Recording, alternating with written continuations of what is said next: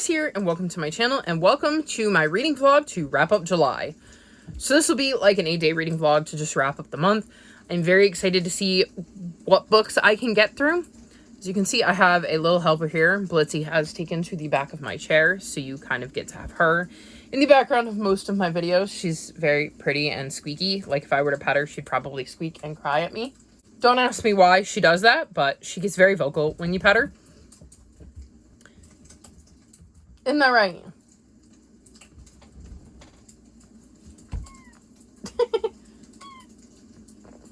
Yeah.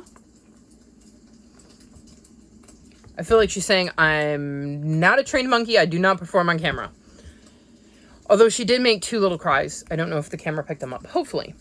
My plans for this week, priority-wise, I want to finish reading The Burning Maze, because my audiobook is due back, so I kind of want to read it before I lose my audiobook. I now officially have the audiobook for Camp Quilt Bag, so I'd like to get back to this. I literally read the first 2 chapters, set it down, and then walked away. But then the library got the audiobook, alerted me to the fact that they got the audiobook, and I requested it, so I have that. I want to finish the Bone Shards Emperor, the second book in the, is it like the Drowning Kingdom or something like that? Because I only have 2 hours left in that, and I've been reading it for ages, and it wasn't that I wasn't enjoying it. I'm trying to work my way out of a bit of a slump. Other books I want to get to are a bajillion, but let me see. Let me look at my giant pile over here, and I'll throw some names at you. Most likely to get to. My Wings of Fire books, I have the next 2 in the series, and I need to read those for my Phase 10 TBR. In that vein, I also have We Are Not From Here and The Maid. I think that's all that's left on my Phase 10 TBR, but I can't be sure without checking. Those 4 would definitely be a priority. I would like to get to 3 Strike Summer and Gray Stripes Vow. Oh, and We Speak in Storms. Those are the Middle Grey March Book Club pick for July. And then my TBR knockout / Bub's Wordathon pick. I think Echo's Sister might be also a TBR knockout, which is a summer cover. So if I could get to that, I think those are probably going to be my priorities. Which would leave me with still quite a few books as I'm looking at the pile. So we'll see. It's 8 days. And I do read really fast. It's going to be hot is the only issue. So, I don't know. It's hard to say how much reading I'm going to get done if it's really, really hot, because I might end up out in the living room working on a puzzle, and I cannot read while I'm working on a puzzle because, well, 1, if I'm working on a puzzle, I can't physically read with my eyeballs, and 2, I can't listen to a book because the TV is really loud, so I won't be able to hear it. But that's my plan. We'll see how it goes. The more I can get through, the less I have to add to my August TBR, because most of these are library books. Also, I don't want a punishment. I have to film that this week, and I don't want a punishment. So the more of that I can finish before I film, the less likely I would be to add a punishment, because I would feel like I was in a position where I was going to finish my TBR. So, that being said, if I want any shot at finishing my TBR, I should probably go read. I also may work on some editing. I'm not sure. We'll see how I'm feeling. But yeah, I'm going to go and stop swinging this one around. Not that she seems to care right now. And I will check back in with you soon to give you an update on where I'm at. And hopefully maybe remember to actually note what books are on my Phase 10 TBR that I need to finish.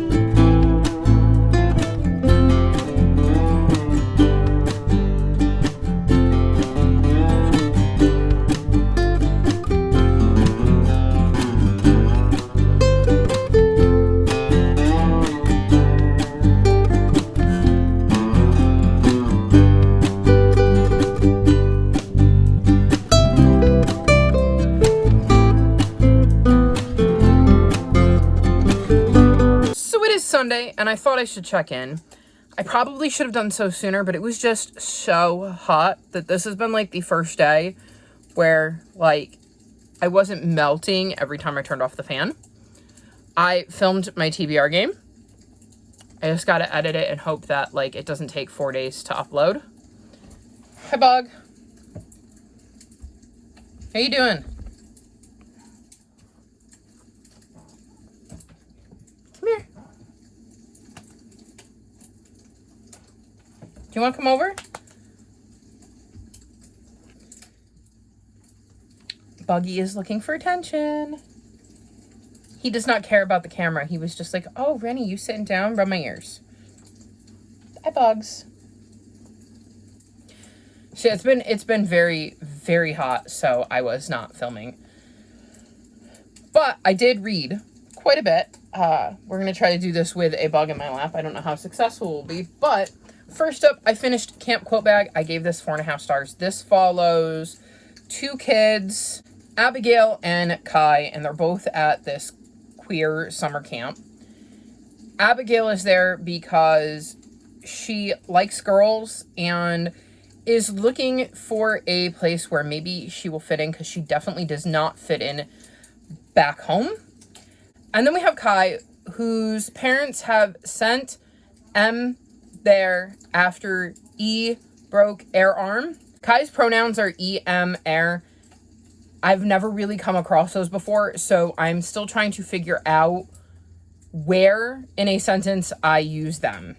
So bear with me if I get it wrong, because I have to think, because it's not something I've come across enough for it to just be something I don't have to think about. So, like I said, Kai has a broken arm, and so Kai's parents think that is the best place for M. Kai isn't thrilled about it, though, so it is interesting seeing the dynamic between Abigail and Kai, because Abigail really wants to be there and find people to fit in with, and Kai very much doesn't understand. So basically we just see them at this camp where you've got so many different people of all sorts of the queer rainbow, and it is legitimately chock full of what, because like I said, it's a camp for queer kids. I enjoyed getting to see Kai and Abigail's relationship develop. I like getting to meet all of the other campers and learning about some of their backstories and what they're into and why they're there and how long they've been going there. I really did enjoy this book and getting exposed to, like I said, for instance, Kai's pronouns, which are completely new to me. There is at least one other set of pronouns that I've not seen before. So I think this is important because I don't think that gets touched on enough, is that yes, there's he, she, and a lot of people use they when they don't subscribe to he, she, but there are other pronouns out there that are not he, she, or they. So I thought that was interesting. And I like seeing how quickly the kids adapt to Kai's pronouns and how they handle things when it doesn't quite go according to plan, and showing that, like, you can adapt, you can learn, you're not going to be perfect when it comes to learning these things about other people. So really enjoyed this book and all the rep in it, and would highly recommend it.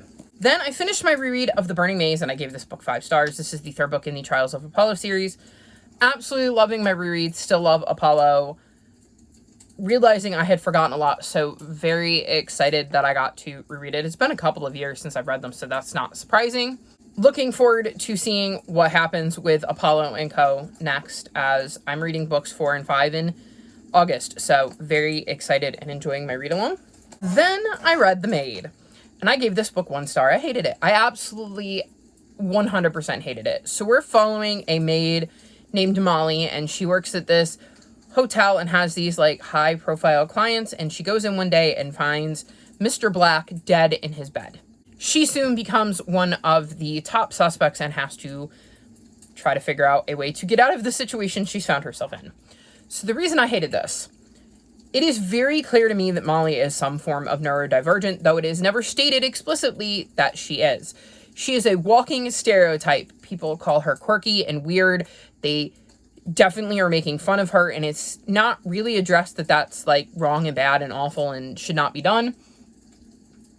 This book has some other stereotypes in it, which I didn't like, but I just really, really disliked the way everybody treated Molly. She felt very much like almost childlike. Like she wasn't capable really of taking care of herself because she's so incredibly naive. And I don't think that's fair. But then there's other instances in this book where she's not. And I'm like, she can't be both. She can't be this like really sophisticated, secretive kind of capable of pulling the wool over people's eyes and also be completely confused and not able to make eye contact and not quite understanding what people are meaning, not understanding jokes, taking everything very literally. Like, it did not work for me. I just very much didn't enjoy it, but I kept with it because I was hoping that it would get better. And then there were 2 twists at the end that I absolutely hated. I hated so incredibly much that it ruined any little bit of enjoyment I had had about this book in the very slightest, because there were a couple of characters I didn't hate. And I was curious to know who murdered Mr. Black, and, well, the ending sucked. Like, just completely sucked. I don't even know how to put it into words. Like, there's no way for me to tell you how much I hated this ending and why without explaining what happened in the end. But it was awful. It was so, in my opinion, stupid. And it just continued to further my dislike of our main character and the way she's been portrayed and the way she was written. So I have no intention to pick up anything more from this author because I really, really just did not like how this played out and how she decided to write her characters of, like I said, that this girl is absolutely neurodivergent, but is treated as the butt of a joke and also is not as infantile as she seems on the surface. It didn't work for me. I hated it. I would not recommend it. Don't waste your time. Then I needed a palate cleanser and something I knew I was going to love, so I picked up Gray Stripes Vow. And I was reading this for the TBR knockout for book you think will make you cry or book you think will make you sad, something like that. And I can tell you, it absolutely did. It was not at the time in the series that I thought it was. Interestingly enough, this is a dual timeline book, and I think it's the first book in the Warrior series that has flashbacks like this. I was not expecting it to have that dual timeline. A lot of times when you read one of these standalones, you start out and it would be like Gray Kit, and then Gray Paw, and then Gray Stripe. So it kind of starts at the beginning of their story and leads into the main thing, and they might only devote the first, like, say, 100 pages on the early stuff, and then they get into the meat and the potatoes, but, like, that's usually how you get this backstory, and this took place in 2 separate parts of Gray Stripe's life and his timeline. And it was absolutely fascinating. Both parts of the timeline made me cry. I wish I could explain without spoiling things, because even talking about, like, when and little things that made me cry is almost impossible. But it did. I knew it was going to. It just did it in ways that I wasn't expecting it to, because I had a very specific thought as to where this took place in the timeline. And I thought it took place during an event that had made me cry outside of that. So I was like, well, if I'm getting that event from Gray Stripe's point of view, I'm definitely going to cry. But no, it was a completely different point, and I absolutely cried several times. And I love Gray Stripe, and I've missed Gray Stripe, and it was so nice to be back with him. And it was so interesting to see the bits that they chose to show us of his life and events that happened to him that I didn't know about. And I really, really love this book. It only missed out on a 5-star because it took me a little bit to get into the kind of dual timelines. But once I did, I was wholly in on it and just absolutely loved it. So 4.5 stars was the exact palate cleanser I needed after reading The Maid. Then I read Darkness of Dragons, which I gave 3.75 stars. And, oops, that's upside down. The Lost Continent, which I gave 4.25 stars, almost 4.5. So we're going to go over this one first. This is book 10 in the Wings of Fire series, and this completes the second arc. So in this series, we follow clans of dragons. And in the first book, we get this prophecy about these dragonets that are going to save the world. And we have 5 of them, and we get a different point of view in each book. And then in book 6, we get a whole new prophecy about a new group of dragons, and we follow their story. And this was the conclusion to that, and I wasn't in love with it. I wasn't as invested as I was hoping to be in the end of the story, because it started out really strong for me, and it kind of went downhill. I wasn't a fan of where the story went necessarily, but I didn't hate it. And it ended in such a way that I was very excited to pick up book 11, which I then did and absolutely loved, because we're in a new prophecy with new dragons, and it is absolutely fascinating. So I can't tell you the main reason it is fascinating, because that would be a spoiler, but there is an interesting way this starts that's just like, holy crap, I was not expecting that. Where is this going? What is going on? And I'm already very attached to the dragons that we meet in this book, because we're, again, following a new group of dragons. I believe this is going to be another 5-book arc. There's another prophecy, and I'm so incredibly curious as to where this is going, and I'm very excited to pick up the next 2 books in August. So, can't wait to dive back into this one and see what happens with this new prophecy and these new groups of dragons. And those are all the books I've finished. Now, my goal is to finish these books that I'm in the midst of, and hopefully squeeze in one more in the next, 36 hours, so we'll see. But first, I wanted to mention that I'm still making my way through Bone Shard Daughter. I think I have less than 2 hours at the speed I'm listening to it at, so hopefully I can finish that one. I've started 3 Strike Summer. I'm on page 175, and this follows a young girl named Gloria, whose family has moved from, the Dust Bowl, and I want to say Oklahoma, out to California looking for work, and she's really struggling, and she just wants to play on a baseball team with the boys, and they don't really want a girl to play. And on top of that, she's dealing with life out west and the circumstances they find themselves in. If you know anything about that time period in the United States, you know that there were these workers who were desperate for work and were getting paid so awfully and treated so awfully, because there were so many of them that, well, they didn't have to treat them right. So it is super interesting to kind of see that from her perspective, and it is heartbreaking to know that this is a thing that really happened. So we'll see if I can get through this one. I've read, the prologue to We Speak in Storms, and I'm hoping to get to this one. I think I can read it pretty quickly, but again, we'll see. And then the only other book I've started, and I will absolutely finish this, is We Are Not From Here, because it's the last book from my Phase 10 TBR. I'm on page 52. I've got the audiobook. That won't take me long, so hopefully I can finish this one as well. I'm enjoying it so far. I don't quite know what's going on, but we are following 3 kids who live in Guatemala. Yes. And we're kind of learning about their reasoning for deciding to head to the U.S. southern border. They haven't left yet, so we're just kind of getting their backstory. The only other book I would want to pick up is Echo Sister, if I can get to it, because it is my TBR knockout pick for read a book with a blue cover, so that is my plan. This is what I would like to read in the next 36 hours, which seems like a lot, but like I said, I'm partway through 3 of them. And I have less than 2 hours in this audiobook. I think the audiobook for this says about 2 hours at the speed I'm listening to it at. I'm over halfway through this, so those should be pretty easy. This would probably be the hardest, and I think this would be a really fast, easy read. So we'll see what I can do. That's my plan. I also have to edit and upload my TBR, so who knows? But we're going to give it a good old try. And yeah, that has been my reading week. I'm slowly getting caught up on vlogs and editing and stuff, and it looks like the heat has broken for now. My future forecast doesn't show any really super hot days, which I joked. I got my hair cut Thursday. I'm sure you can see that it's a lot shorter. And it's actually buzzed underneath and in the back, so it's a lot cooler.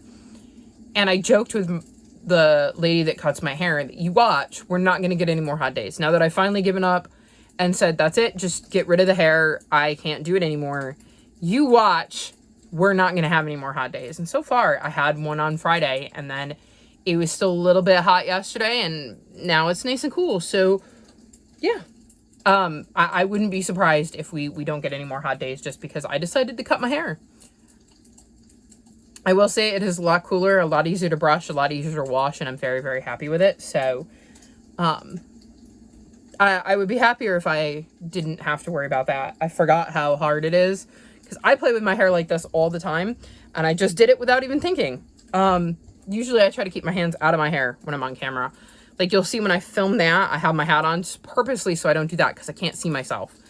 And I didn't want to make my hair all messy. Anyways, I'm rambling now, but I'm going to go because I have a lot to read and less time to do it in than I would want. And like I said, I have to edit my video if you want to see that TBR. So I'm going to go and I will check back in with you in August to let you know how I did.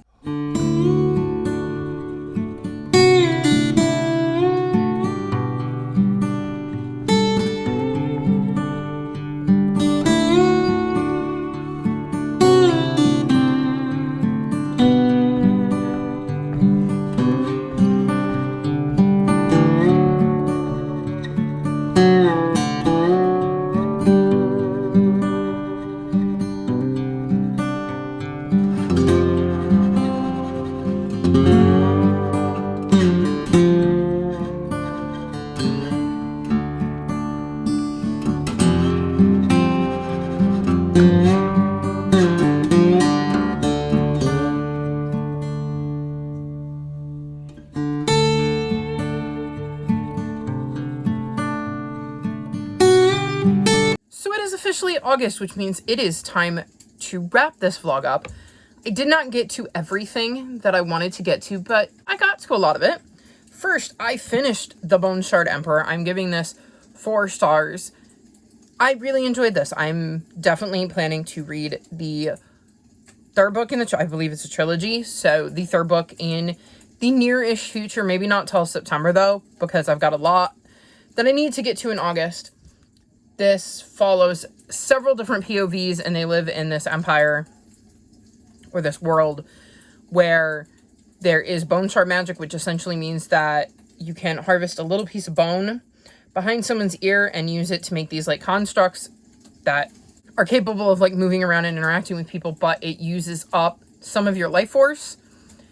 And they needed this to defeat an enemy in the past, but that enemy is long gone, so people are getting really annoyed with the fact that their bone shards are still being harvested. So we're kind of seeing the beginnings of people not wanting that to happen anymore. And we have a bunch of different points of view. We have a governor's daughter, the governor's daughter's girlfriend, the emperor's daughter, a smuggler, and another POV, which I'm not going to mention, that we meet partway through book 1 that to explain who they are, I feel would be a spoiler. So there's at least 5 POVs.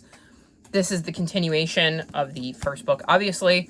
Can't really say anything about what went on in here, but I enjoyed it. I enjoyed seeing where the story went, seeing how things are progressing, and seeing what is going on with all of the characters. So definitely want to see how this wraps up.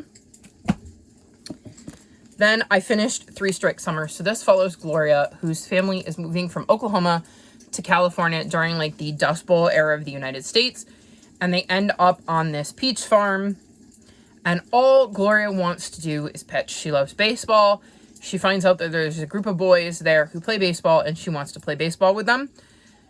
They kind of have to sneak around though because of the rules of the orchard, and you kind of see the adults dealing with the crappy pay and the unsafe working conditions and all of that that came with having all of these workers come out from all over trying to find jobs.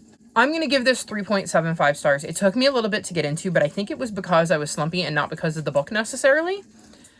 I enjoyed getting to see Gloria try to do her own thing while not necessarily quite understanding the motivations of the adults in her life. She doesn't understand why they have to leave Oklahoma. She doesn't understand why they have to leave their house and their farm and the life they had behind. She doesn't quite understand why her parents are behaving the way they are. She's very annoyed with her sister and the way her sister's behaving. So it is just interesting to see her adapt to this new location, these new people, and this new situation when really she's just trying to find, I think, something to connect with that reminds her of her old life, and for her that is baseball.